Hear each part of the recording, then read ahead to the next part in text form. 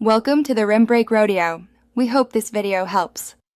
You begin by confirming the Apple Card is active and linked to your Apple ID. Once done, make sure your Apple Pay is set up on your iPhone and region is set to United States so the card appears.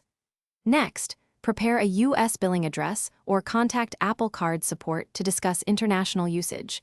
This avoids automatic blocks. Also, check your issuing bank for any travel restrictions or required verification. These first steps get you into a position to transact in Japan without delays. Once you're in Japan, use Apple Pay contactless payments wherever you see NFC symbols. You tap and authenticate with Face ID or Touch ID. If a merchant cannot accept contactless, use your titanium Apple Card chip or swipe may be limited, so request chip insertion if available. Make sure to notify Goldman Sachs of your travel dates to prevent fraud-blocked transactions. Also, carry a backup international card and small cash. Some places, like local markets, may still prefer cash over digital payments. To finish, habitually review transactions in Wallet so you see FX rates and any fees immediately.